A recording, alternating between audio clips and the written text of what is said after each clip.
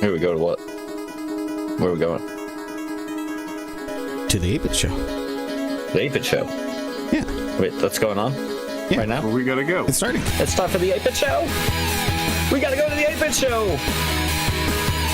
Hurry, grab everybody. Grab all your friends. It's the 8-Bit Show. It's time for the show of 8-Bits.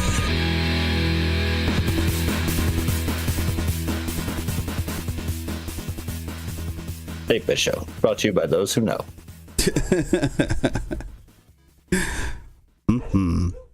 That's right. Got to be in the know. Welcome everyone to the 8-Bit Show. Here today with my lovely co-hosts, Two Littles 505. That's true. Coffee and corn nuts. I am lovely. He is lovely. Indeed. I'm Frankie But 1029. like he knows it. Yeah, it's true. Yeah, we're here to talk to you today about video game news, books, movies, television shows, the whatnots. Anybody got any whatnots? Oh, so many. More what's the knots, really. More than I can count, honestly. It's like more than one. It's good. Is it good? Or zero. Or zero. Yeah, that happens. Oh my god, what's my face doing? Yeah, I got a face. Whoa. Yeah. Do you? Yeah, so how you guys been? How's you guys doing? The world. Life. You know, I'm alive, I guess. Yeah. Yeah. That's honestly all I can really say. Yeah, it's a thing. You know, it is what it is. Well, that's Yeah, true. that. You guys do anything exciting this week? Oh boy, not really. We finished up those TV shows. Ooh, that's good. That's good. I thought that was pretty exciting. Yeah. I spent the week using AI to generate a home app for tracking all of the home projects that we have to do. It is remarkable. Programmers are going to be out of a job very soon. It's crazy. Not to be trusted. It's like I haven't touched any code. I've just been like open up Visual Studio, tell the Google AI to implement what I want, and it just does it. And then like just fine tune it.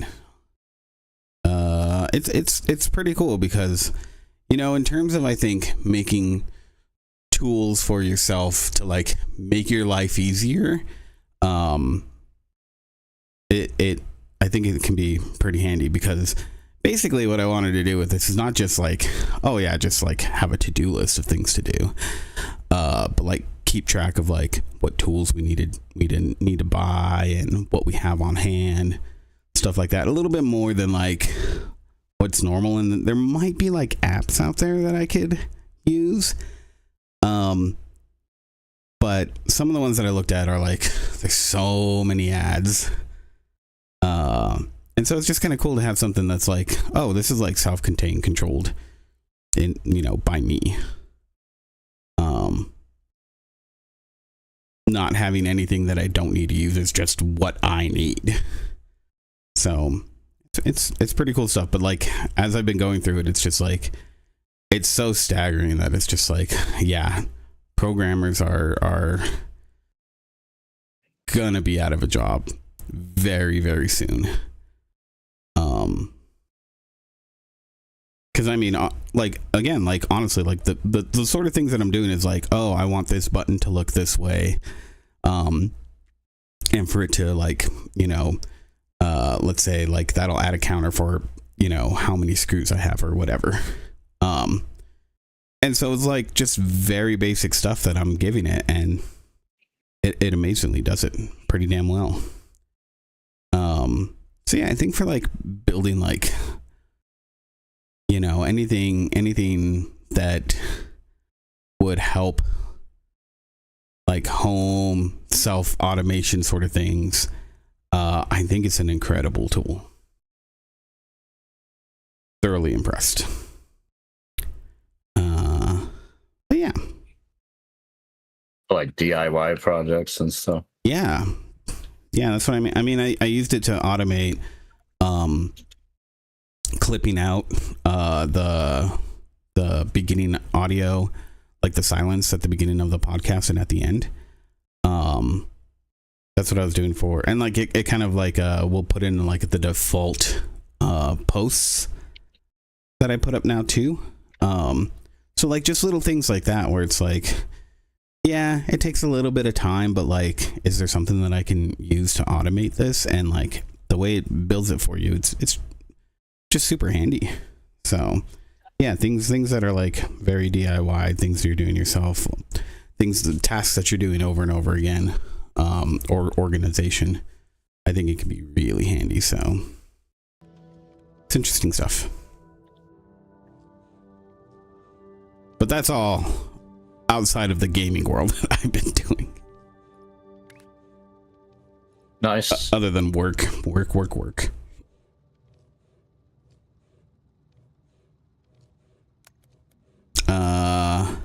yeah, should we move on to the news? You guys don't have anything you want to add? No, man, not really. Nothing crazy for me this week. Okay. Well then, yeah, let's get to the news. Newsy news. Newsy news. You want to go first? You want me to go first? How are you feeling this week? I don't know. How am I feeling? It's a good question. What? Well, it's not you. No, you answer the question. No. That doesn't make any sense. That's generally how it goes. What? I mean, I guess you don't have to, That seems. but it's encouraged. I've never heard of this before. You guys messing with me? Always. Yeah. I knew it. That's how we do everything. Yeah. Just me first. Then. Do it. Okay. Let me find it. Let me find where I put things. Find the news. Oh. This I thought was kind of funny. Sony released a new patent, or has a new patent out. Yeah.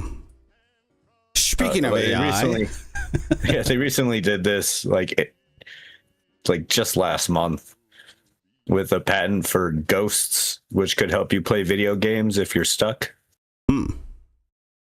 Which I think is kind of interesting, especially from like a accessibility actually. standpoint. I think that's fairly interesting. I think it's also like, as a gamer, it does point to like executives thinking that games are just too hard for audience, which is also I think wrong. But I don't know. Like since we've been kids, there's been guidebooks on pretty much every single game that you can think of. Yeah, and ghosts have existed. That's why everyone was kind of like pointing at this like it's kind of a weird patent. Like ghosts exist, although this one is specifically for like helping you play a segment you're stuck in.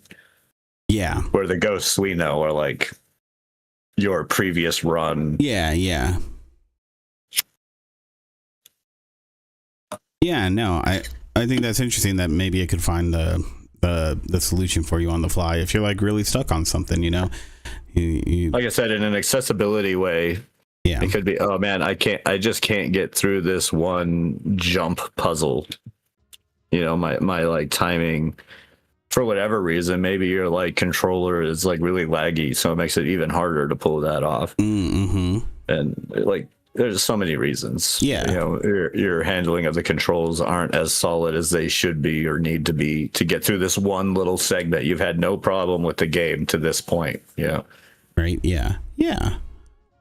I think that could be understandable. I don't think it's necessarily a bad thing. But anyways, moving on to the newest one, which uses a LLM, a large language model, Mm-hmm. in which it will generate a podcast of news related to the data, which you to like your data, presented in like a podcast form with voices of video game characters, of games that you've like played. So some of the examples they give are obviously pretty like basic and banal, as they like tend to be for patents. Yeah.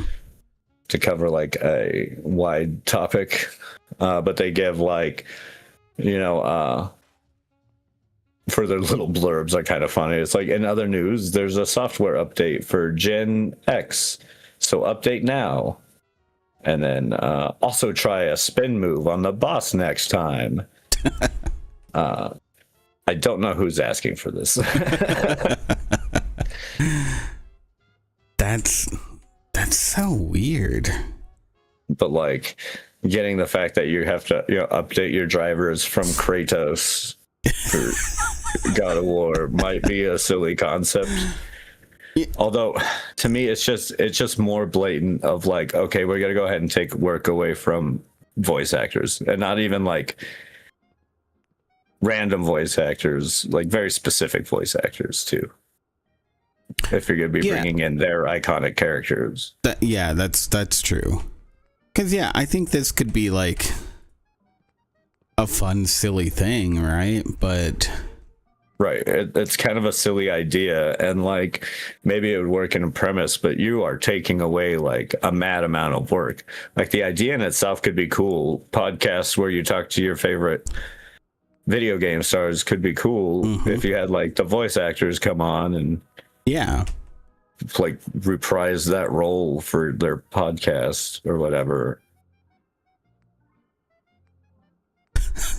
That could be stupid fun.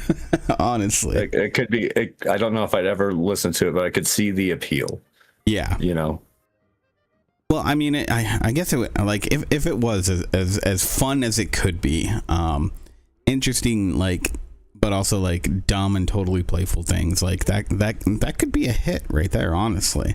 But yeah, packaging it up, letting AI do it, that's something else. It seems a little silly, for sure. I wonder if this is just like, because I mean, I don't know any like off the top of my head, but I've heard that there's, you know, AI podcasts. I'm sure there's a bajillion of them where the hosts they're just AI, right?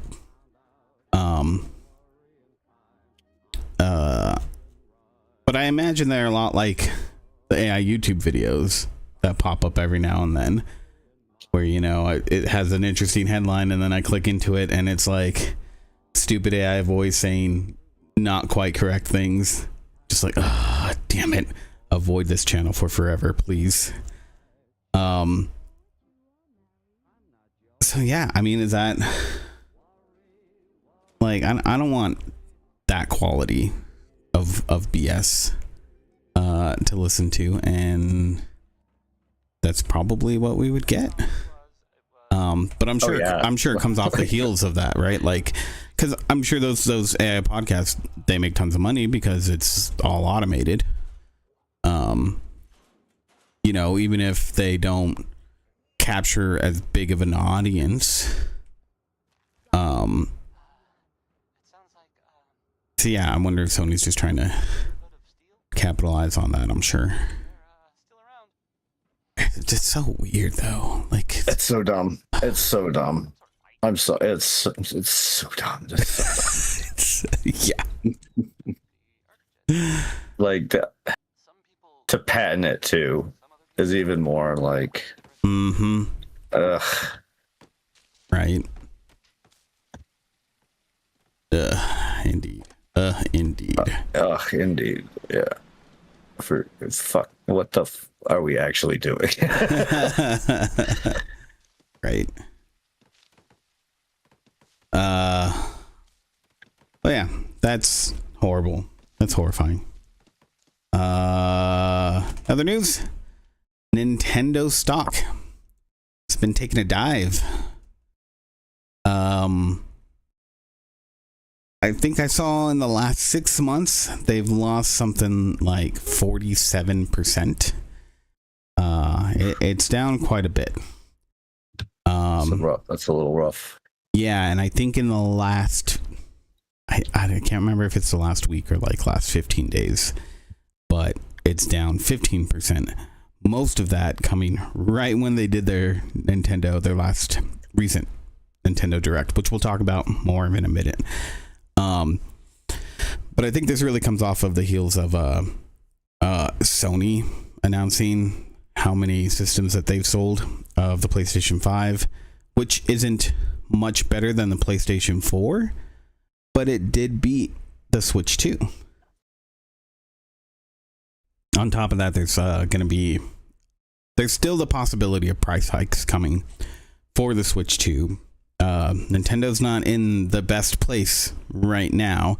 I feel like they haven't offered anything like super incredible and like, you know, grabbing on the Switch 2 that isn't on the Switch 1. You know, their biggest thing I think has been Mario Kart, which has gotten a lot of success overseas, but it just hasn't garnered the same sort of attention here. And I think maybe in Europe as well. So it is struggling a bit. And then we found out that Metroid didn't pass the 1 million sales. Yeah. It doesn't sound like it was a complete disaster, but it's not great. I've seen praise and stuff, but that like motorcycle and open area has been like just lambasted because it's by far the worst part of it. Everyone loves the game, like the dungeons and everything else feels like a normal Metroid Prime game where that feels like shoved in and unfinished. Yeah, is how I've heard it put so far. Yep, same here. Now Stephen Totillo, from personal friends and reviews, right? Yeah.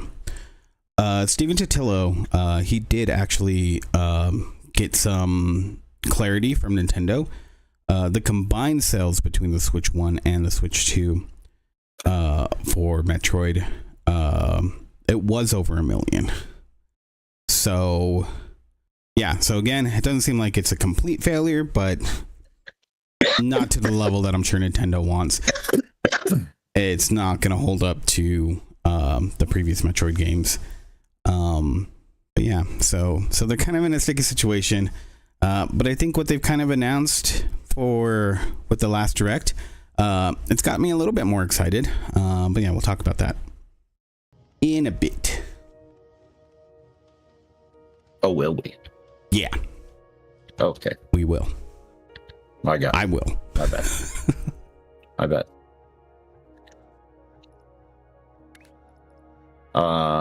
It's me then? It's you then. Oh my gosh. Already? Already, yeah.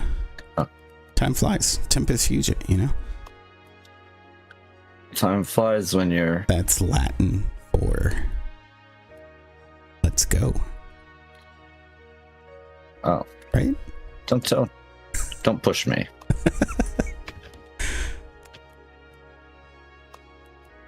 I'm sensitive. Though you seem thick-skinned. Come on. And it hurt. I'm having trouble getting out of the window. Having trouble getting out of the game.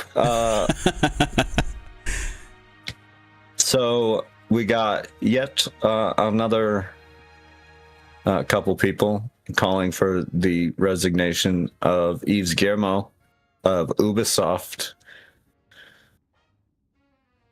Ubisoft. This makes like It 4 or 5 people I've heard in the past like 12 months calling for this guy's resignation. Yeah. This one is 2 Ubisoft union reps. Has warned that it will be impossible for the company management to rebuild trust while Yves Guillemot remains CEO. Speaking to GameDeveloper.com, Mark Rochelle and Hakeem Matoy. I don't know. I'm butchering that last name. I know. And I apologize. They both work as union representatives for Sodelis Informatique, a union that represents Ubisoft, or some of the Ubisoft workers at least. Mm-hmm.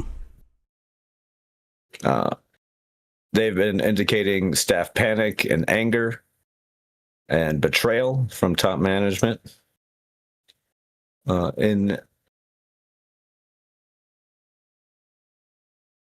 Seems par for the course for Ubisoft. Yeah. I mean, obviously.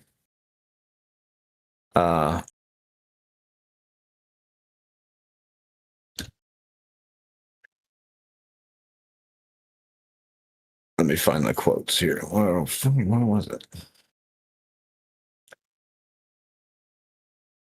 Yeah. So the 2 reps did share views that the whole announced sweeping reset that kicked off with studio closures, game cancellations, promise of cost cutting, and announcement of return to office mandates. When Game Developer was shown internal messaging screenshots, they suggested that people, more than a few people, were calling out Guillermo himself as he like leads the company. Mm-hmm. They're not putting it all on him. Obviously, they're not saying it's solely his fault. Yeah. But at the end of the day, it is his company, Mm-hmm. and everyone around him are just yes men. This was also an issue during the sexual harassment scandals of 2020. When asked whether he would directly see a change in leadership at the very top, Rochelle said simply, I expect nothing from this guy. They questioned Guillermo's decision to put his son, Charles Guillermo, as co-CEO of the new subsidiary that is taking the biggest franchises. Apart from the nepotism, Guillermo has a habit of promoting those closest to him. That's negatively impacted Ubisoft's ability to craft games. If you just put your, as they quote, if you just put your white male friends in those jobs, then you don't promote any diversity or get any opinions or ideas. We are in a creative job. Just making your own silo. Sorry. Yeah, we need new ideas to come in to help us make great games. But we don't have that. We don't have this mindset for creativity. Mm-hmm.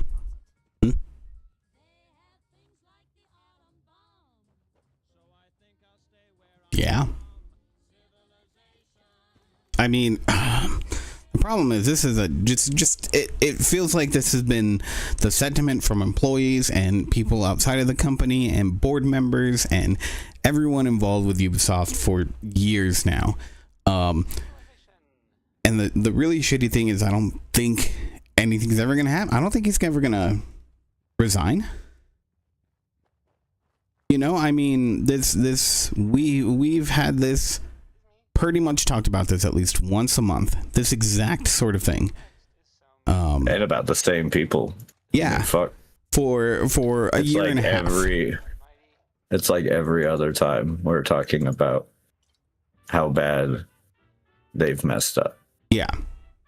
Well, I mean, not even just how bad they've messed up, but specifically like that employees are upset that, you know, board members are upset that somebody is calling for him to resign. You know, after this long, I think the writing's on the wall. It's not going to happen. And like the worst part about this is that it's going to continue, because I don't think there's, you know, for aspiring game developers, I don't think they're paying attention to this stuff. You know, you got people coming out of college or even just high school who are talented. You know, they might just love video games. They don't know what's going on inside of these industries, but they see a name like Ubisoft and they're like, oh, hey, they're hiring? Sure, I'll join up. Like, this is what I want to do. And then, Yeah. you know, they just end up getting stuck. And so it's just self-perpetuating. There's the shitty thing is like there's nothing that we can really do. Because I think also with the way that Ubisoft is, they're such a big company that they're selling to gamers that also don't know about this dark side as well, right? So they're just able to continue on. You know, Eves has no incentive to leave at all because he's just got it. So I don't know what the solution is. What we're ever supposed to do. Yeah, what anybody's supposed to do, right? I mean, like, I feel like the people who want him out have been so vocal. Yeah, I mean, it's pretty clear what they need. I mean, you have, again, like, this is like the fourth or fifth person in like a 12-month span. Yeah. That have called it out. And not only has it been like, these guys are union reps, so obviously they're somewhat against management to a level, right? But not to like this degree, because there's also been investors, yes, a minority investor, but an investor nonetheless, and devs. So clearly it's like an issue. Yeah. These people aren't just like trying to be dicks. Yeah. These people would probably love to work there. I unfortunately, like right now, like for this sort of shit to stop, you know, something extremely horrible is going to have to happen that is going to catch more than just the games media's attention. It's going to have to be on a bigger level. And you know, with the way that this company is run, maybe that will happen, but you know, it's just kind of like a stuck waiting. But Ubisoft has become like more so than I feel like any other company, which there's plenty of other bad ones, such a stain on the whole gaming landscape. They really dropped the ball.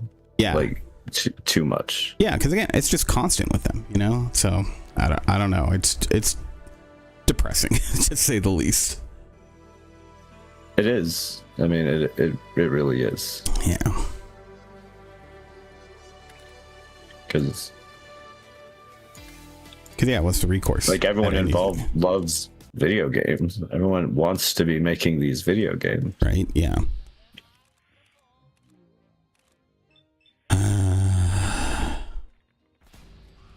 All right, on to some not depressing news. Oh, good luck. This is pretty cool, actually. Okay. Maybe from Polygon, I got. I know it's difficult. Yeah. So for Polygon, apparently, this game called We Are So Cooked has been getting a bunch of attention. And it hasn't even been announced by the developers.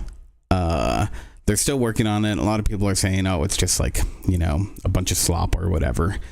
And maybe it is in its current state, but again, they haven't even announced it.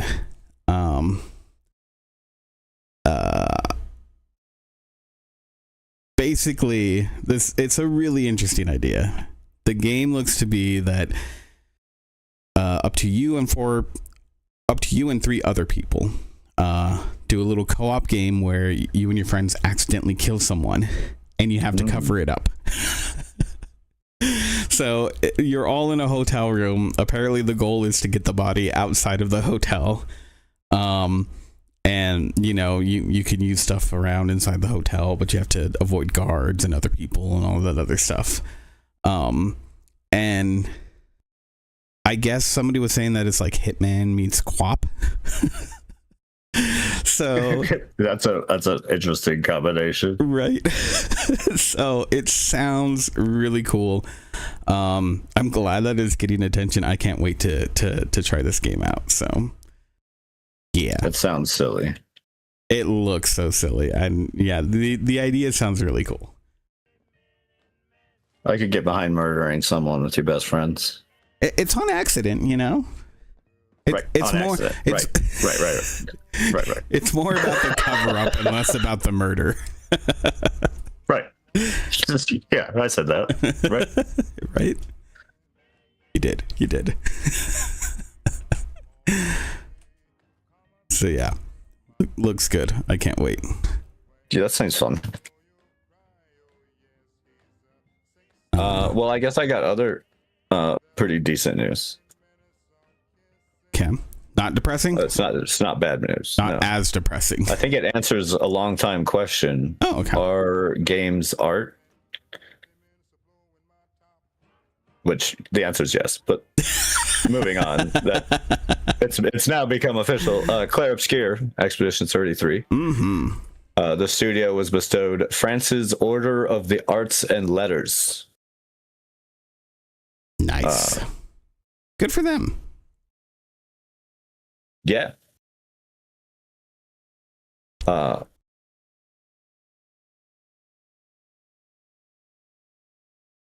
The Sandfall Interactive wrote on LinkedIn that we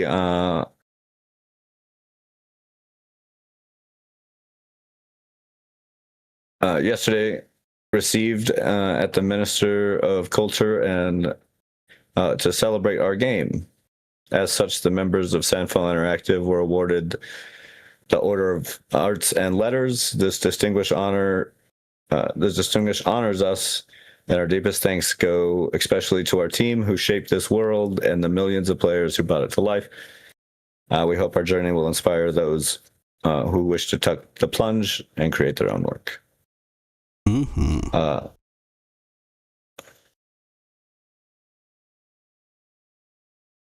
Where was it? So, it's technically knighthood by the French ministry, right? Yeah. But they can't. They're not like.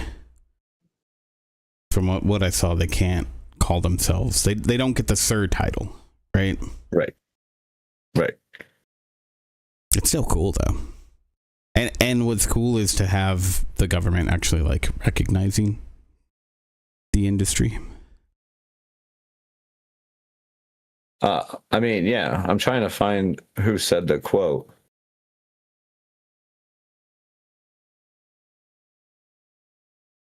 But I mean, they pretty much the Republic affirms video games are a major art form and essential to the industry. But I was trying to figure out, I can't find the damn quote.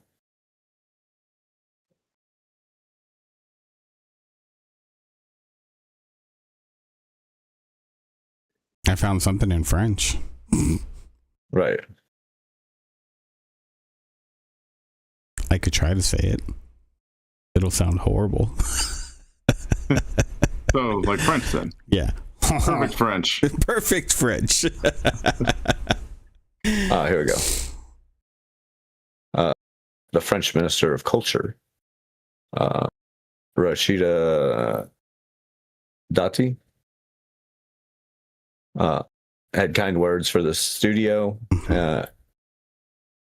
As through its scale and youth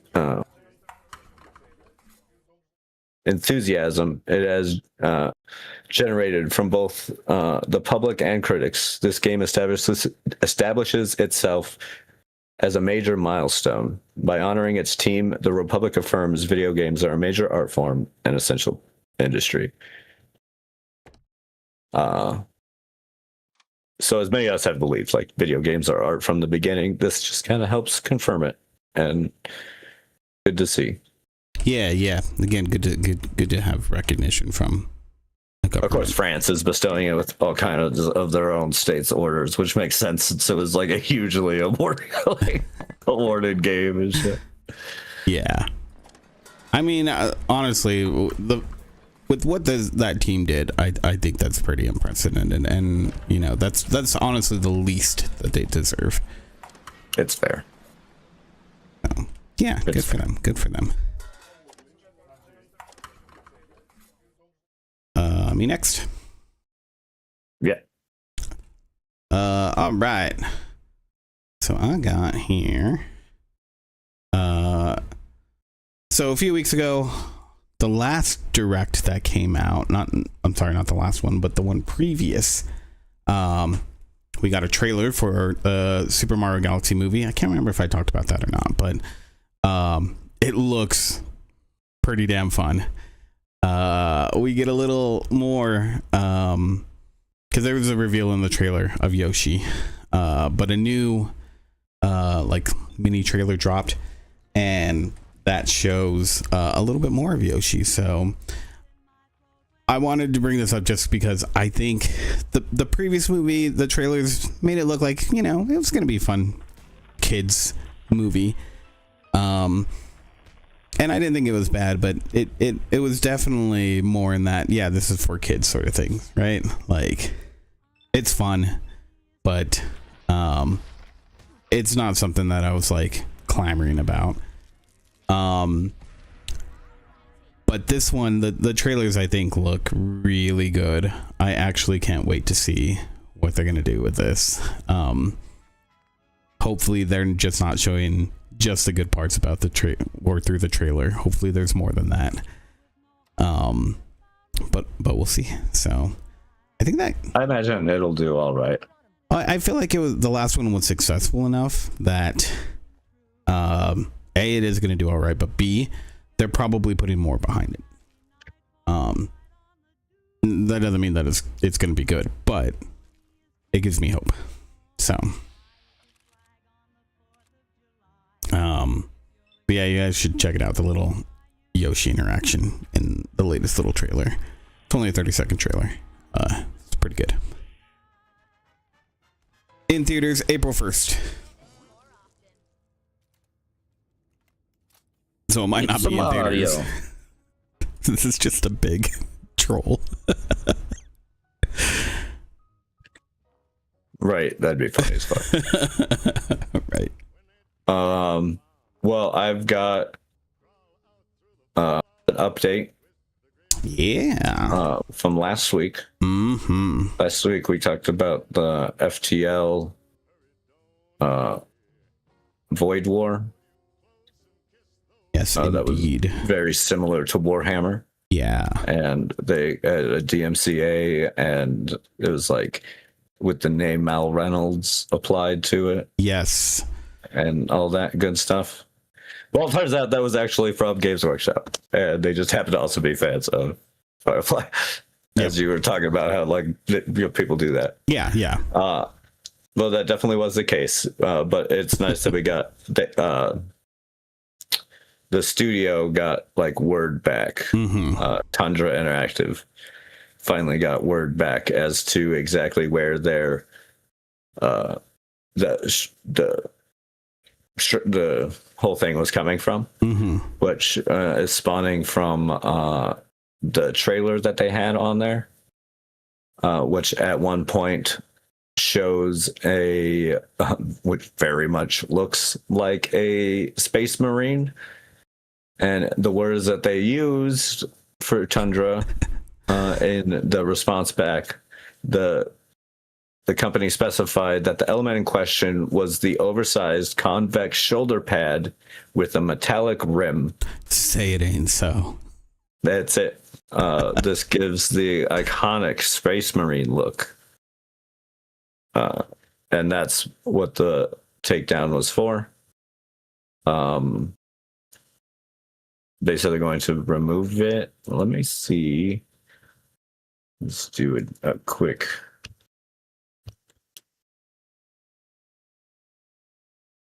It is back up. Okay.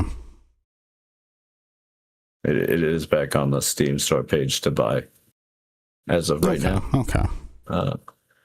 So they did take down the trailer that had that. Oh, okay. And then they plan to update it with a new one.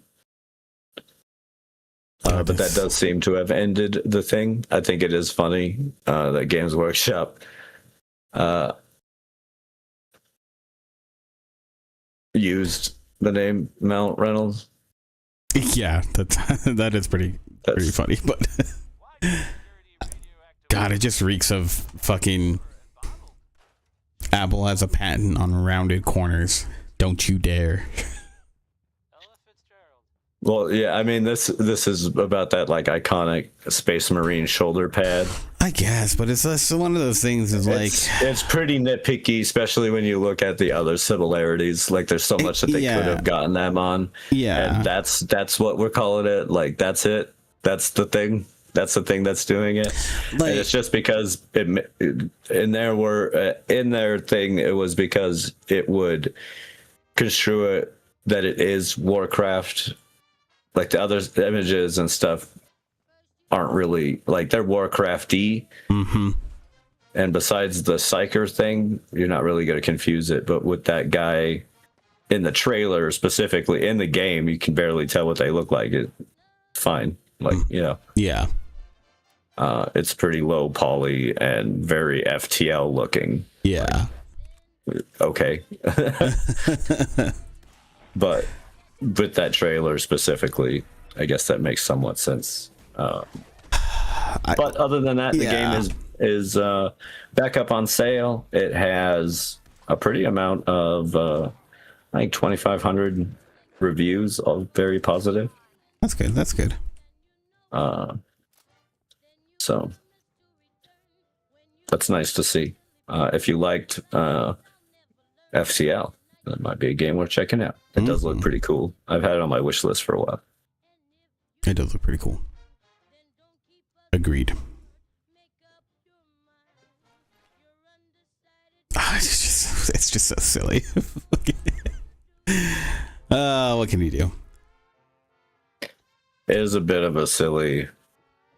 It just feels trolly, you know. Whatever.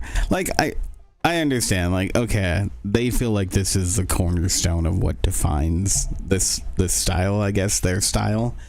I don't know. It's just dumb. Yeah, I agree.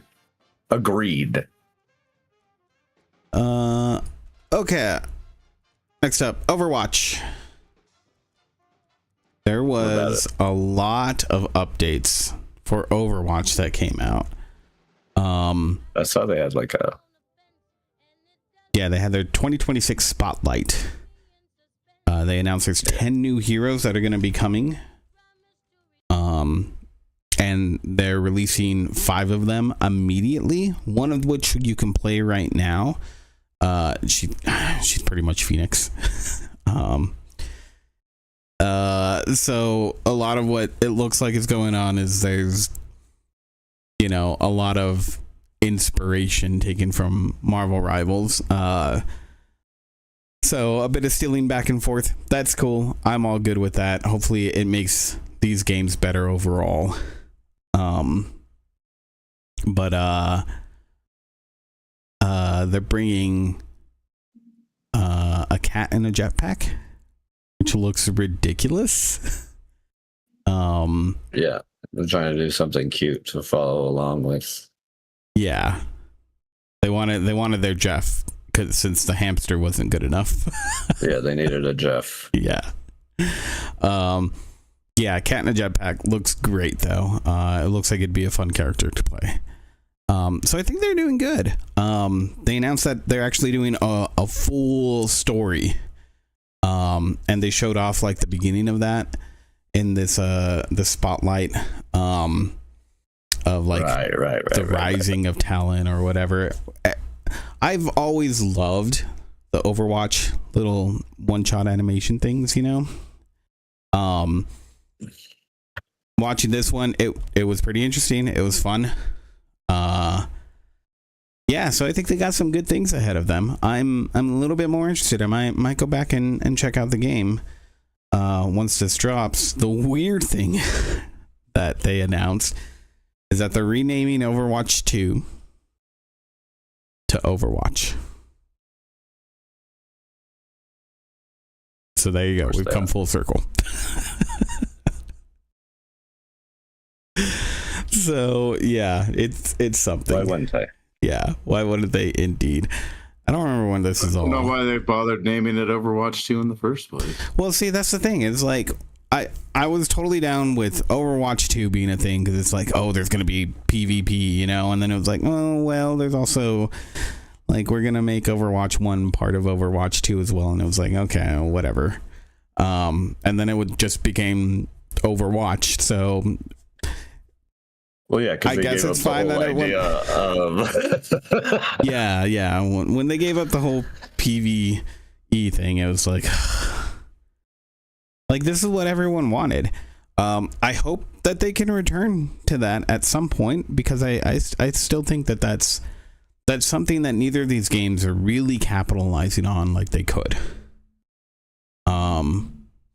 Because I think, you know, I mean, with Marvel, obviously they have interesting stories that they could tell. But Overwatch, I think, just as fairly, they've created a rich history and rich characters that they could tell really compelling stories as well. So yeah, I don't know.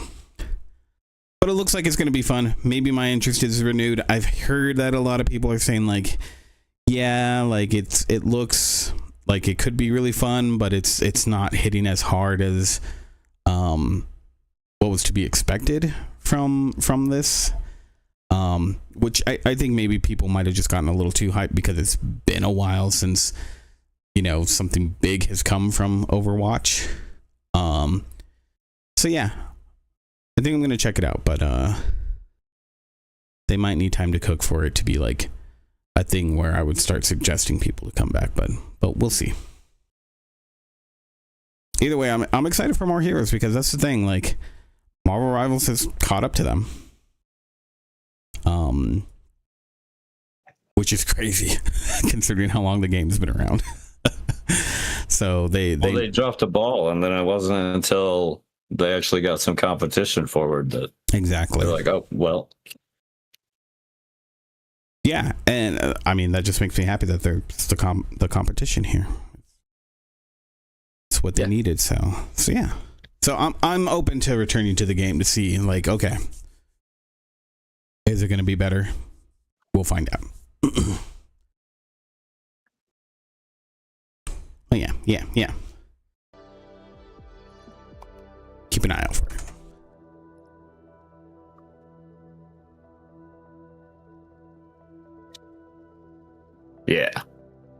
Yeah. Uh-huh. You got one more, yeah? Yeah. Well, the last thing I got is kind of a like bigger thing that happened this week. Do you want me to do the Nintendo Direct thing first? Yeah, why don't you do that first? Okay. That'd be a great idea. Yeah. So yeah, Nintendo Direct. Do you guys watch this? I didn't watch the Direct, no. I'll take it as an overwhelming no. Oh, why is it like I said no. Playing at 4:4. Yeah. So you guys didn't watch this? I said no. I watched it. big time. Well, okay, so one big thing. Have you guys heard of Orbitals? I'd heard the name a few times before, but I haven't actually checked it out. I don't know what that is. So Orbeez? Like the little bead just soaking water? kind of, not at all. Okay. No, it's a kind of like a two-player platforming puzzle co-op sort of thing. So it looks like it could be fun. But what's really interesting, like the style is like spot on late 80s, early 90s anime.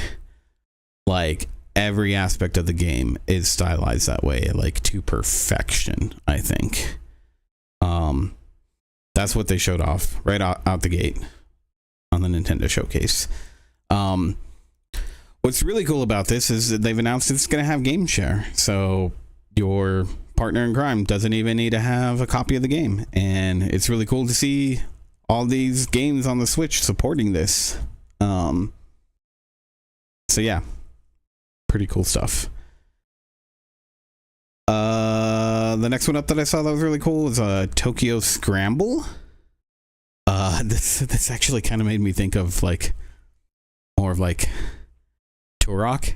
There's like apparently you're stuck underground underneath Tokyo where these dinosaur-esque creatures roam, and you just basically have to run away from them.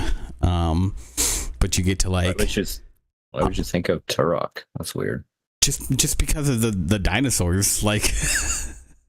I know. I was just being a dickhead. Oh! I thought you were saying because of the gameplay.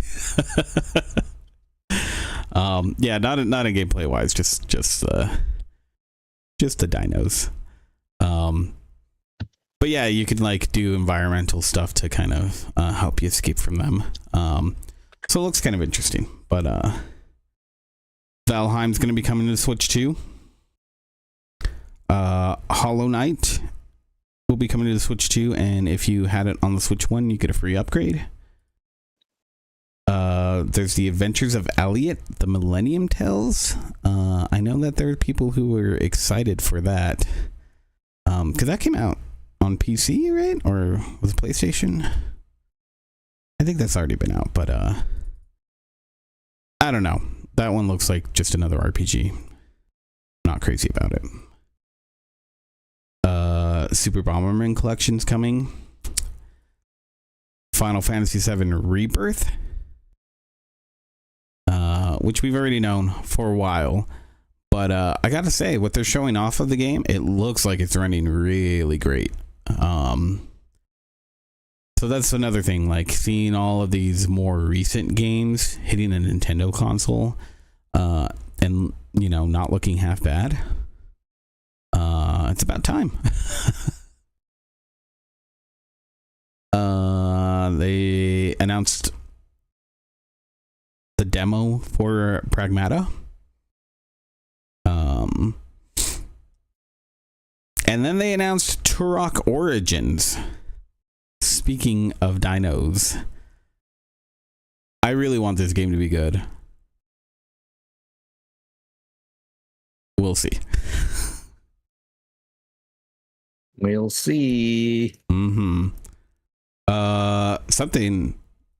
Christian, you're real big into Digimon, or you were, right? At one point, pretty sure that was you. Digimon? Yeah. Digital monsters? Yes, digital monsters. Never heard of them. Fuck you. It's pretty nerdy. It is pretty nerdy. Well, there's a new game announced. Digimon Story Time Stranger, where it sounds like you travel back into time to when Digimon were like discovered or something. I'm not sure exactly what, but you get to travel back and forth between, I don't know if it's current date or in the future, into obviously older times, and there's different Digimon and whatnot, so it seemed pretty interesting.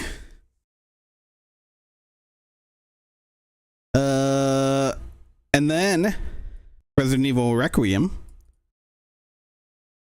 Yeah. Yeah. I'm not excited about that. Nope. Are you gonna get it on the Switch? Is the question. Switch 2. You gotta get a I Switch don't 2. have a Switch 2. That's true. Why would I? But would you if you had a Switch 2? Or would you just get it on the PC? I'd probably just get it on the PC. What if you could get a Resident Evil Requiem controller that's coming out for the Switch 2? I don't think that would really have any effect on. That doesn't entice you? Not at all? Not really, no. What about a Leon and what's her name? What's the new girl's name? Ashley. Yeah, what about amiibos for them? I mean, those look kind of cool. But you can get those. You don't even need the Switch. They do look pretty good, honestly. I'm just amazed that the amiibo qualities are as good as they are. I've always liked the amiibos. Yeah. They're pretty cool. If you do get the amiibos, you will get a free skin for your weapon, it looks like, in the game. So nothing too crazy, but and then to end it, they had Todd Howard come out and talk about Bethesda games coming to the Switch too. So Fallout 4, Indiana Jones, and Elder Scrolls 4 Oblivion Remastered. So yeah, that was it for the Nintendo Direct. I think there's some good stuff in there. It's cool to see that they're doing Indiana Jones and the Elder Scrolls remake. Hopefully they don't run like garbage, but I guess we'll see. Yeah. Good luck, I would say. Right. But yeah. So those all the main things that was in the showcase. Like I said, I think they had some good stuff in there, but time will tell, I suppose.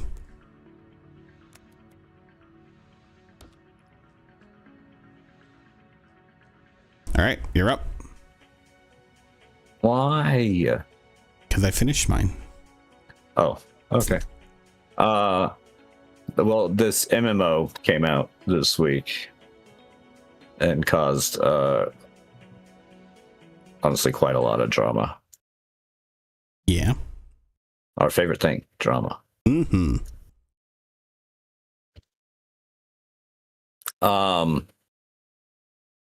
The game in question is Ashes of Creation. Yeah. There's just a whole lot. Oh my gosh, there's so much. Yeah. So, Ashes of Creation, which I guess was like a Kickstarter game, and made quite a bit, like 3.2 mil. Dang. Right around there to help fund it. Pretty damn good. And it was supposedly funded like individually, no board or anything, right? Mm-hmm.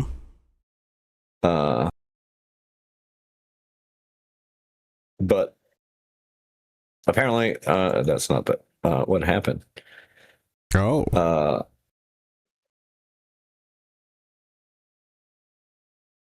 With Stephen Sharif is the founder and creative director. Okay.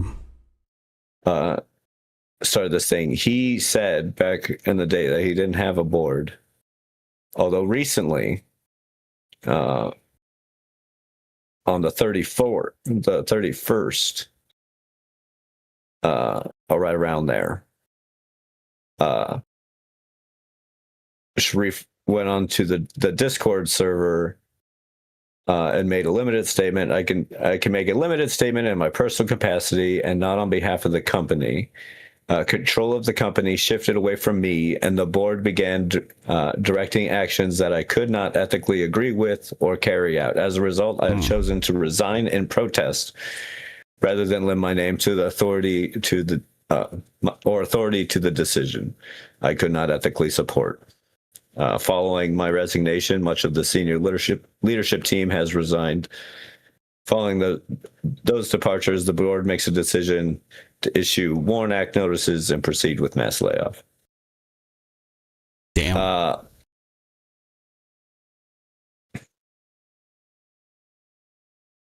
What's weird, though, is his previous statements of not having a board. Yeah. And then there might have actually been a board the whole time. Oh, okay. There's a good video kind of overcapping all of this by Bellular News. So if you're interested, they're a pretty good link. But apparently there was another person involved besides this guy, Sharif, who happened to also previously been the founder of an MLM.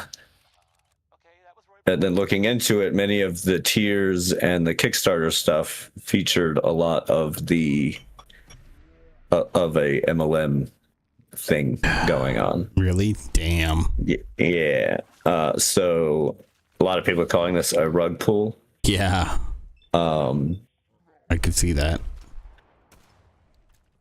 The staff, of course, there's like 130 something employees. Sorry, I have like 6 different articles up right now about this. I shared one, but there's a lot going on. Margaret Crone, who is the director of communications for the studio, wrote on LinkedIn as well, speaking about the issue. Crone writes that she was informed by people up the ladder that Intrepid would lay off 100 people on the 28th of January. The next day, Crone shared that info in secrecy with her game services team. I told them that changes were coming, that I did not yet know who it would be affecting, and that I wish I had more certainty to offer. She recalls that she could not live with herself if she did not give them advance notice. These people deserve to be treated like human beings, she's quoted in saying.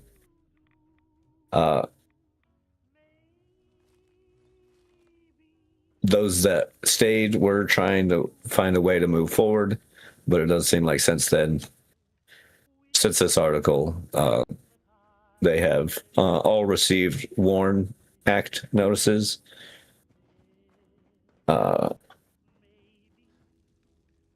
Which is a worker adjustment and retaining notification. Oh, is okay. what that means.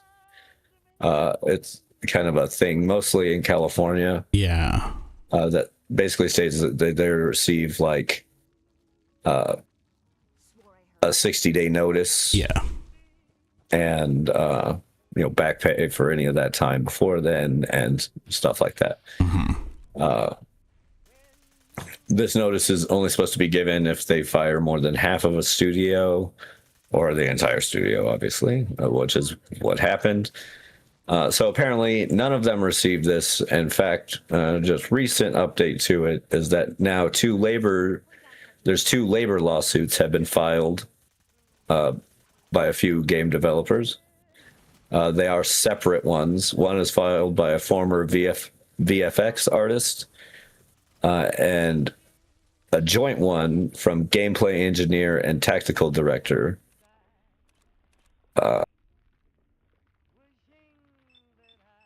Each stating that they were not given, like this WARN Act was not held up. They did not get the 60-day warning. Yeah. They have not received. None of the employees have received back pay. In fact, they didn't even receive their last checks. Jeez. So with this WARN Act, because if they didn't receive any of these and that back pay wasn't offered, The company has to pay that back, plus facing a $500 fine for each day of the violation. So it could be like a fuck ton of money if they end up winning this. I don't know if we'll actually find out an answer whether they won.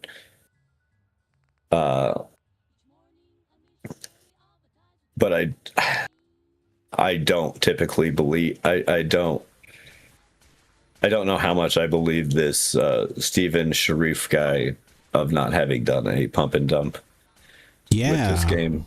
They earned a fuck ton of money. There's even more money in it than the 3 million from earlier. That was just like from the Kickstarter.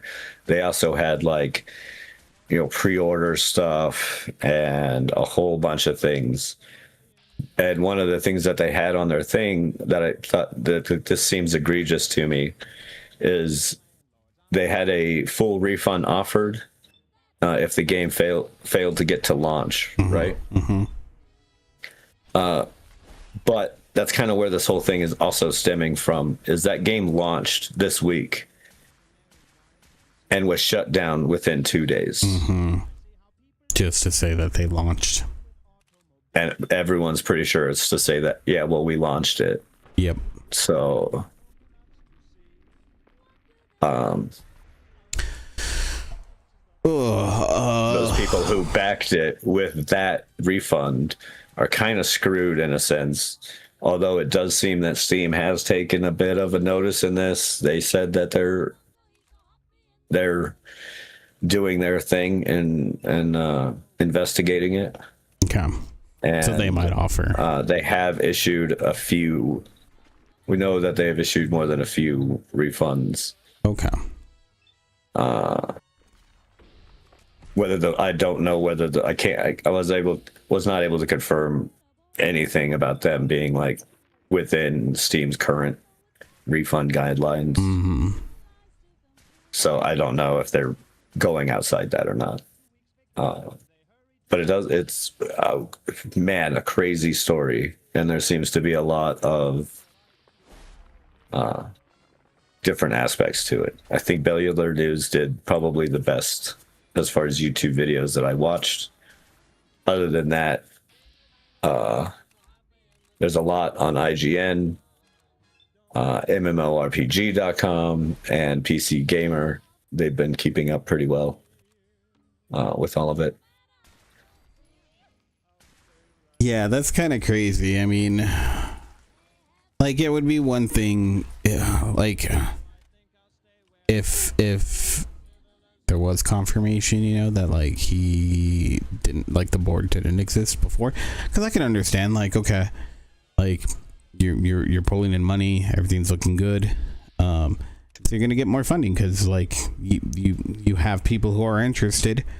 You could probably get more funding to do what you need, like sometimes you just need money immediately, right? And going and trying to get some more to get just basic things done, that's understandable. But if it existed from the beginning and he's just lying about that, then what else is he lying about, right? Yeah. Jeez, that's just crazy though. How much is 3.3 million? Is that what it was? That was just from the Kickstarter, right? 3.2. 0.2. That's what just, they got. It's crazy. Holy cow. I mean, like, here's the thing, like, you can't even be careful anymore about what you're investing in. Right? Like, you see something that's really cool, you want to support it, and just these super shady people just try to figure out a way to get around it. Like, I don't know. He can't trust the Kickstarters anymore. No.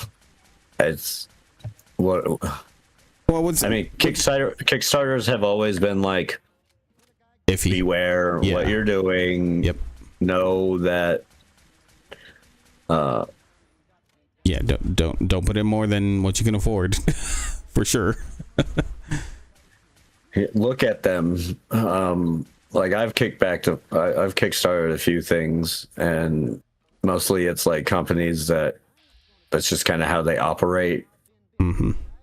And they've put out multiple products that have all been to time and have good representation there. Yeah.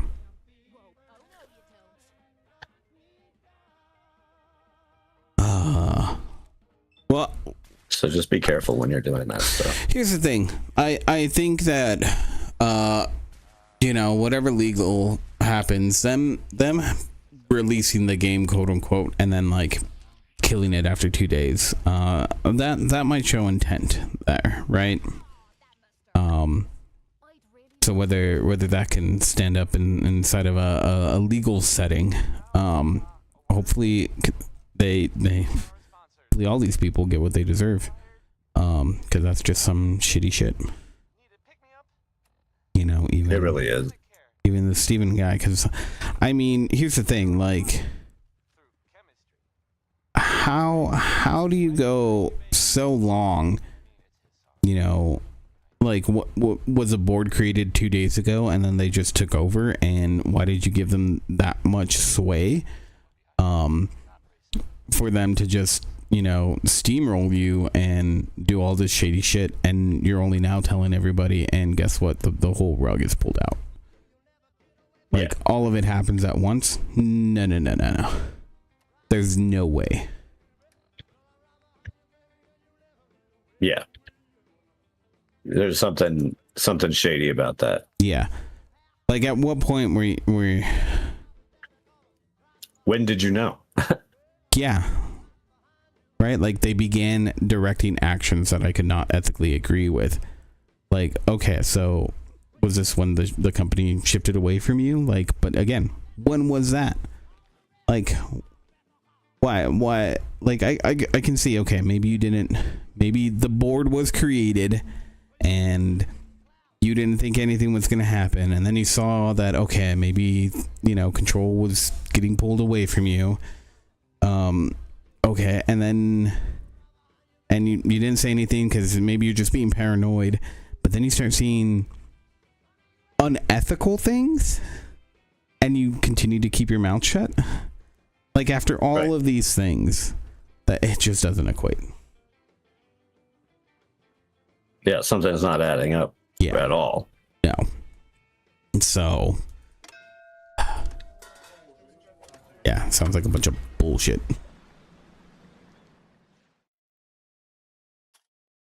Honestly. Yeah, it does to me too. And it does seem to be that way for most people. Mm-hmm. As they've been called out a whole bunch. Yeah. Yeah, man. Some crazy stuff. Well, just remember, if you're not willing for your money to disappear, then don't invest in something like that. Because that is unfortunately the world we live in. Yeah. Well, yeah. Now that you've pulled us back into depression. Yeah, big, back and forth, real roller coaster of news. Right. Now let's do our weeks. I went first last time. I actually did. Oh, I should probably go first this time. I got it. Oh, great. We're never going to hear the end of it. Nope. That's right. Leave on this chance to go first. All right, Coffee. Take it away. Yeah, I mean, I didn't have too much.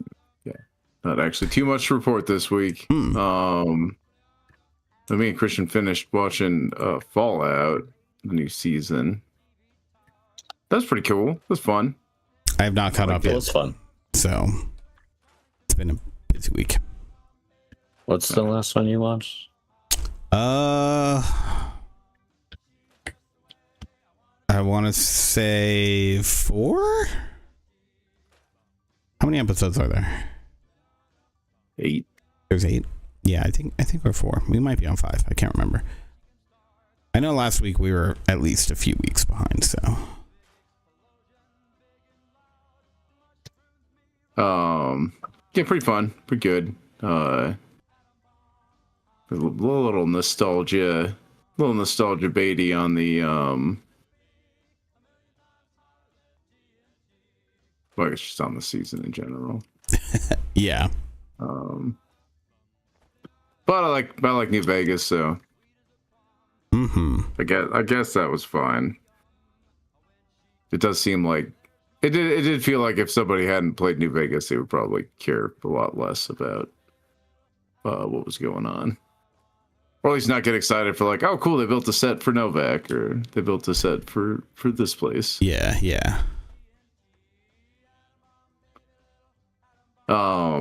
But yeah, I mean, overall, I thought it was kind of fine. Kind of spinning their wheels with Walton Goggins' character.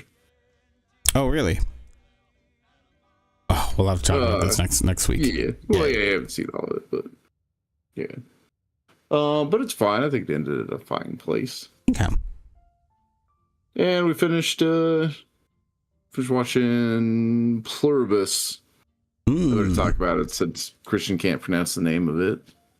He doesn't know what's going on in that show. Pluribus is fine. watching the new Breaking Bad show. Better Call Carol. Better Call Carol. It's another spinoff. It takes place in the same universe, baby. I thought it was called Breaking Carol.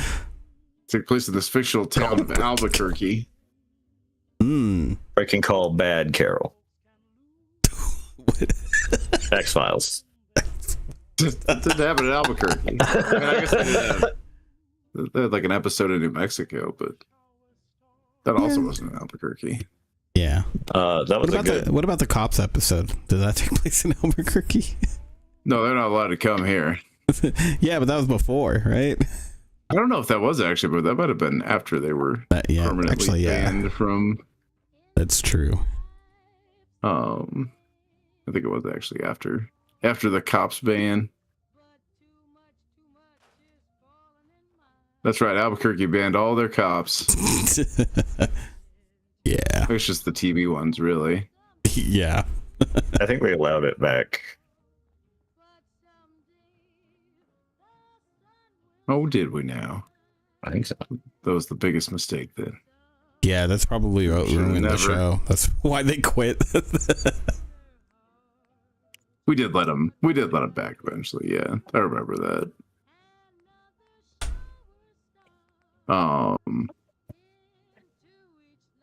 Yeah, Pluribus was really good. Christian didn't really like the ending too much. I don't think. It was fine. He can give his own opinions on it. I liked it. Always good to see Albuquerque. It's not just a crime-infested shithole like you might think from Breaking Bad. Really? No, it isn't. I mean, well, it's not great. It's not great, but it's not a city. It has the same problems as the other cities. So. Yeah. Breaking Bad could happen anywhere. It doesn't have to happen in Albuquerque. Yeah. Except for, I guess, all the cartel arcs I kind of needed. I don't know.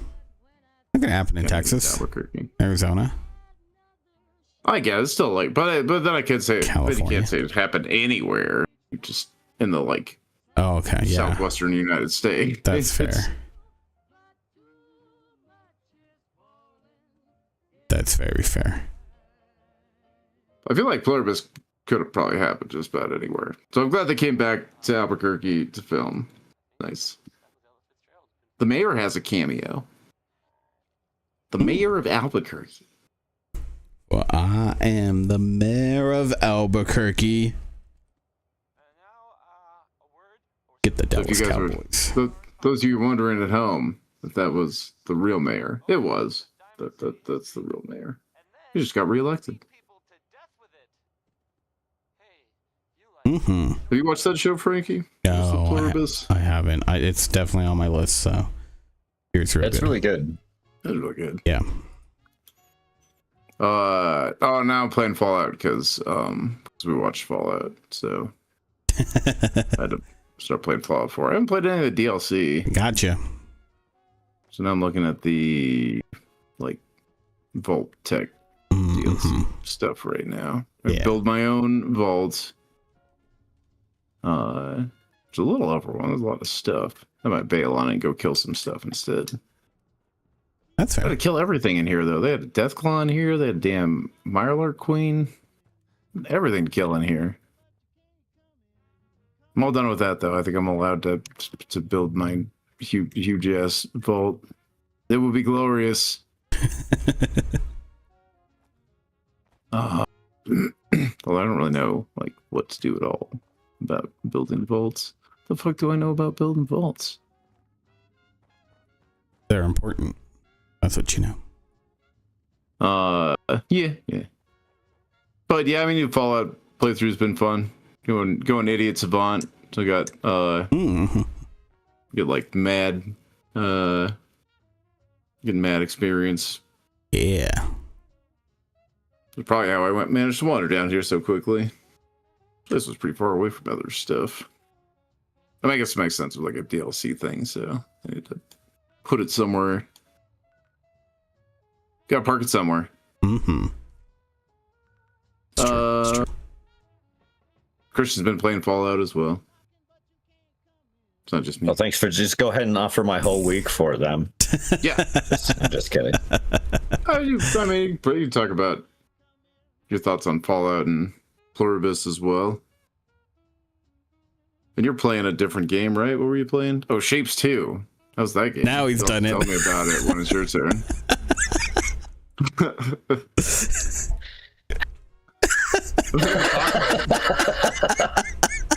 I'm not talking about Shapes 2. Great. I'm asking you to tell me what's been updated since the last time Shapes 2 came out. On your turn. Which can be now if you want. I'm all done. Beautiful segue.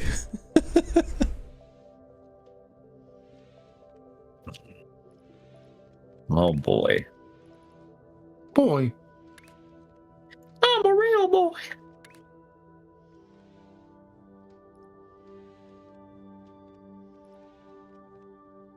So, Two Littles, you don't want to talk about it now? Yeah, you don't, right? Not much for us. No. Why would I? Why would you? Because Why would I want to do that? we're doing a show. Oh, right. Well, I thought you were going next. No. Listen, Coffee just clearly said if you would like to go right now. I said good segue, and then you said nothing. Love's going. Well, why would I say anything? Because it was a good segue. Ruined. I see the problem here. All right, new episode title. Bad segue. Ruins From- everything. Oh yeah, that's better. Two Littles ruins everything. Feels a little harsh. Seems brutal, but what do I know? Yeah, what do you know? Yeah, Everything. tell us now that we're finally here again, giving you the opportunity to speak. Oh, can I speak? Am I able to now? Why are you stalling so hard? He's got nothing. He didn't even have a week. I got cut. I got busted. I didn't have a week. I was just trying to hold out. No, we watched Pluribus. That was fun. Fallout. Pluribus I thought was good, except for the end. Just to me, doesn't have like a conclusive ending to anything. It definitely more of the show left to go. Oh yeah. Okay. Which is fine and all. It's definitely a good show. And then Fallout, I thought, did a better job of that. Like, its ending was like everyone's story thing pretty well ends, except for the ghouls can be a little lackluster. Okay. I at least feel like it ends. Yeah. Okay. Endings are good. Agreed.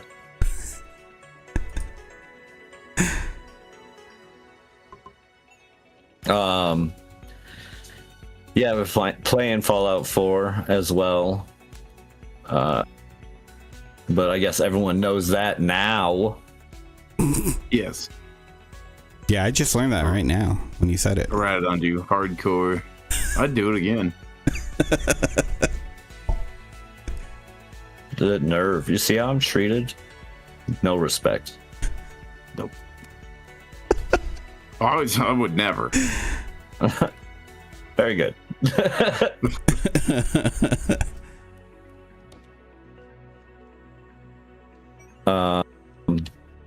That's been fun. It's been a while since I played Fallout 4, and the show got me wanting to play it. And that's TV's fault. It's true. What? TV never hurt nobody. Why do you blame TV for stuff? Your feelings are your own, old man.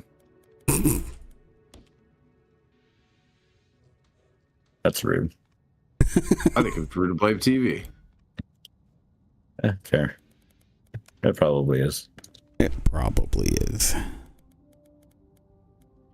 They shouldn't tell me video games are the reason why I don't get anything done.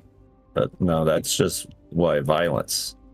Oh, no, probably. That's what I've been told. Yeah, if I can't get my video games, I'd definitely do some violence.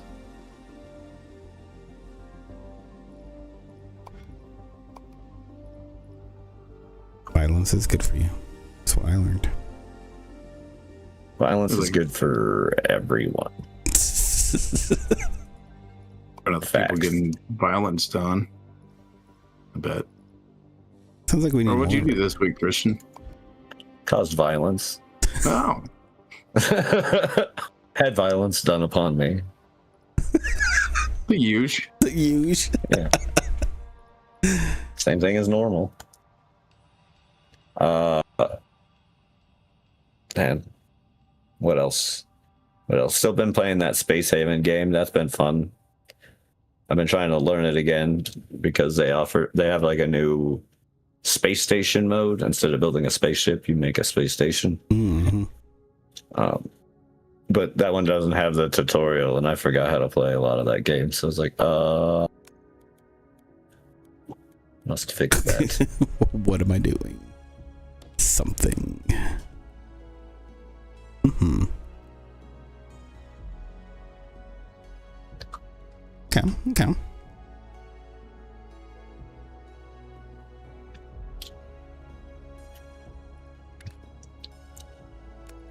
That's it? Yeah, I think so. I haven't really done much. That's okay. Sounds like we've all had another slow week. Another exciting week here at the 8-Bit Show. Yeah. The action never ends. Nope. It's crazy. I did watch something new. Wasn't a TV show. It's something I've been meaning to watch for a long time, and I just never had. Jojo Rabbit. Oh, yeah, that's good. Yeah, that. Oh my god, the heartfeltness is real. But yeah, it's a really good show. Really good movie. It's so hilarious. I feel like, so from what I understand, the book is way more intense. Not nearly as funny. Or maybe not be funny at all. I'm not sure. I haven't read it, so I don't know. Have you guys read it? No. I've never read the book, no. Okay.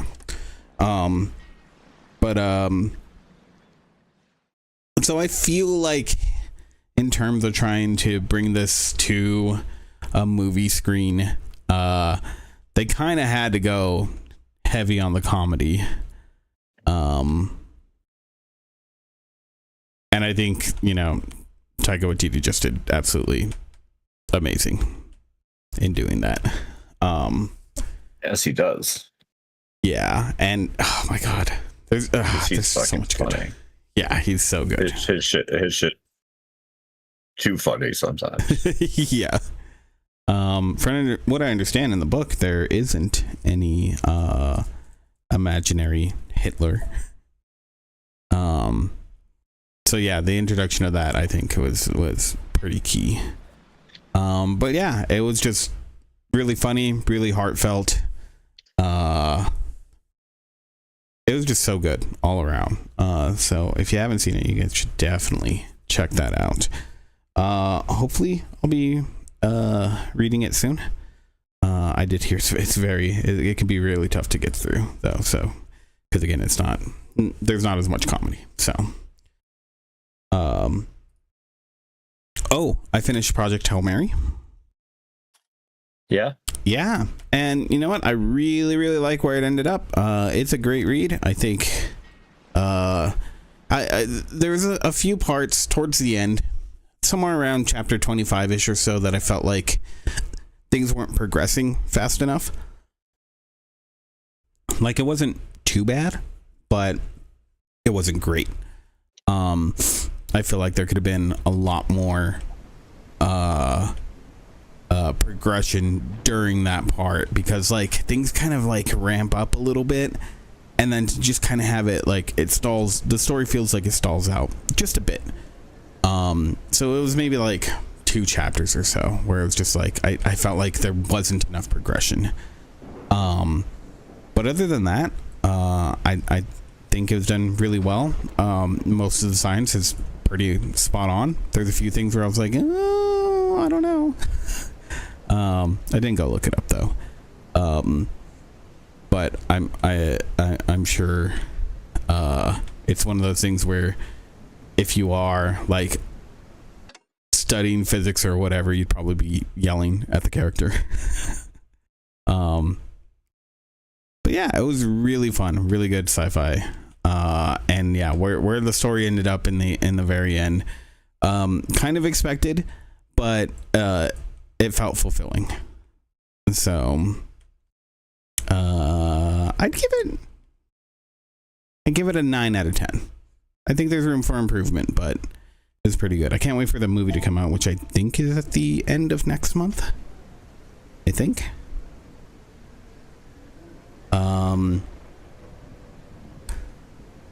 And then let's see, I haven't played a whole lot of games. Like I said, I've been working on those things from earlier, but Rian and I did finish up Borderlands 2. We're just doing the main story. I have seen you guys been playing it. It's fun. Yeah, it was good. I really wanted her to get to Tiny Tina's Assault on Dragon Keeper or whatever it's called. So we started that up. She's super excited after playing, like, we only played like an hour or 2 of it. You guys didn't play the Tiny Tina's Wonderland? Which hold on. We played the little one shot, No, I mean the game, the like fully, the full one, fully fledged, like no Tiny Tina's like one. No. Well, where does that take place in the story? I don't remember. Because I thought that was well, she's still a kid, right? I mean, she's a kid in Borderlands 2. Yeah, but not in 3. Yeah, no, but the Assault on Dragon Keep takes place right after Borderlands 2. Like, it's immediately after, remember? Because it's all about her coming to terms with Roland. Yeah, I just mean like the side game. Yeah, I don't know when that takes place, but it's got to be like before 3. Technically, I mean, technically it has nothing to do with Borderlands because it's just Tiny Tina's D&D game. Yeah. Wait, so see, this is the thing. I'm so confused on titles now. 1 second, because there's the 2 Tiny Tina things. So Wonderlands was the more fully.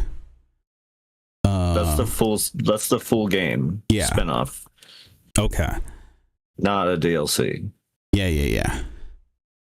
Well, neither was the other one, right? It's technically not DLC, but it was just... Right?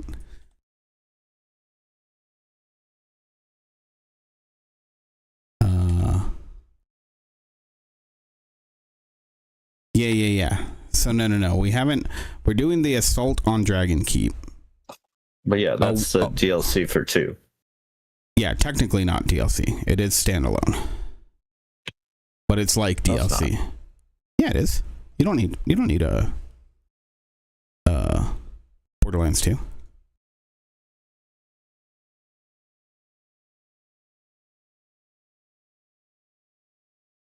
What? Yeah, you've never needed Borderlands 2 for that. Yeah, I'm looking at it right now. It has no requirement. That's a DLC for me. That's weird. Borderlands 2. Did you just get it in a pack? Yeah, DLC. I remember that was the whole thing in the trailer. It was like, you don't need Borderlands to actually play this. Either way, I have a lot of DLC. we are going to play... Tiny Tina's Assault on Dragon Keep. Yeah, Tiny Tina. So the Tiny Tina Wonderlands. That one we are going to play next. Yeah, this is... I don't know where you're getting that this is a standalone, because it even on here tells me that it's Tiny Tina's Assault on Dragon Keep, content required, base game, Borderlands 2. In Steam? Yeah. It doesn't say that on my page at all. Yeah, it's not giving me any content requirement. That's weird. Huh. Oh, I guess they did put out a... I guess they did put it out. When did that? Do you have like a different version? No, I have the original DLC version of it. It was original a DLC. This whole one shot being its own thing. This is new. This is not how this game came out. That's how I originally played it. It even says it. It even says it right here. Smash skeletons, defeat dragons. Tiny Tina's Assault on Dragon Keep. Oh, Wonderland's one-shot adventure. Experience the acclaimed 2013 quest that started it all in the standalone campaign. Yeah, it's standalone campaign. It is. Yeah, but it is the DLC in 2. Well, that's where it came from. Well, okay, so what I was going to say is that I didn't have Borderlands 2 when on the PC when I first played Assault on Dragon Keep. I had it for the PlayStation 3. That's the first time I played Assault on Dragon Keep was Borderlands 2. I don't think I played Assault on Dragon Keep when it first came out. I think it was a little bit after. I'm not sure how much afterwards. I'm just saying this didn't come out until 2021. Mm-hmm. This one shot. That's my point. Is that the DLC I see it now. What you're saying? The release date's 2021. It was 2013 when it was okay. Yeah. Yeah, this quest was created on 2013, but it is the same. It's what was in it. Okay, cool. We got to the bottom of that. I'm glad they released that as its own little thing. Having it. I guess it's definitely the most separate DLC. Yeah, like I mean, there's so little of it that I think needs to be part of the main game that it's like, yeah, why not just have that separate? Yeah, I just remember playing it with the Borderlands 2. That's why I got confused because I was like, "What are you talking about? What do you mean?" Right. But yeah, so Played Assault on Dragon Keep. That's not it. we're going to play. So yeah, we're gonna finish this up and then we'll do the Wonderlands. So that's the plan. But yeah, I think that's basically it for me. Trying to think anything else. Anything else? Yeah, no, I haven't watched any TV shows, which is really sad because there's a handful I want to get back to, including what's it called? Fallout. My brain kept wanting to say Overwatch. I was like, that's not right at all. Don't give Amazon any ideas, though. Put out an Overwatch show. Nice. Right. I'd be okay with an Overwatch show. I would want an animated Overwatch show. That sounds fine. Like I said, I like their animations. Not like animation's expensive though, Frankie. It's gonna be a live action show with bad CGI. I don't want that. Amazon's got all the money, and the CGI we get is what we get in Fallout TV show. You know. To be fair, that the CGI in the Fallout show is not as bad as some other places. So, like, it's not great. No, but it's not. But Amazon's got the money to have better CGI. That's true. They pretty much have infinite money. So that's what I'm saying. They have the money for it. But now you're asking for something from Bezos's pockets. That's not how this works. Well, that's why I canceled my Prime subscription. Well, not specifically because of Fallout. There's different frustrations with Amazon, but specifically because of Bezos. That's fair. Yeah. Fuck that bald fuck. Yeah.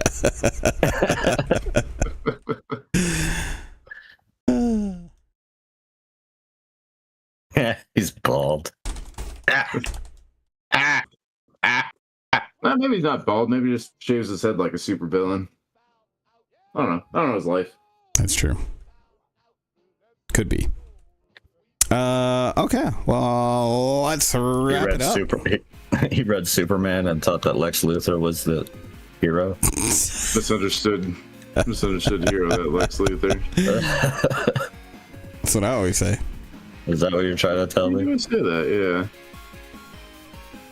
Well, yeah. He's trying to stop some like crazy alien from taking over the planet. Lex Luthor's the real hero. He's like Carol from Pluribus.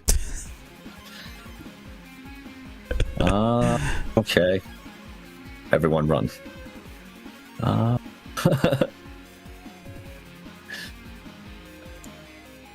That's fair.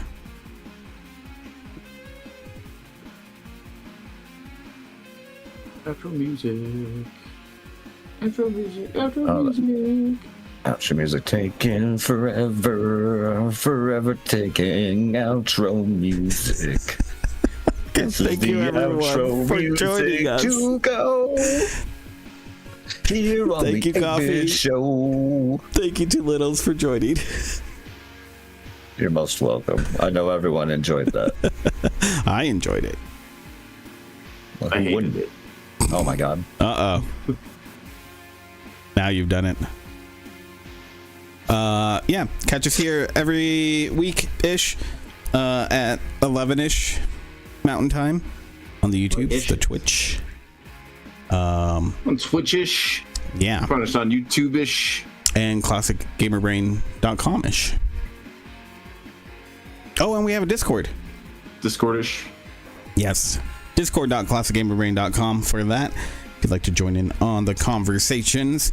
And I think that covers most everything. Yes. I believe so. I did call Two Littles on his personal number at Dox him right now. 573-75-555. That's too many numbers. Nope, that was the perfect amount of That's numbers. the right number. A lot of fives. Yeah. I hear you also live at No, that was- 123 Fake Street, right? No. Gosh. Oops. It's 555 Maple Avenue. Jeez. All right. Thanks, everyone. We love you. Goodbye. My social security number is 1. You're that old?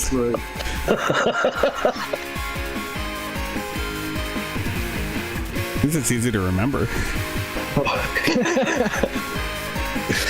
It would make it that.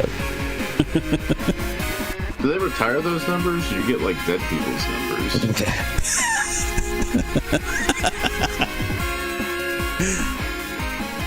He's a vampire and What?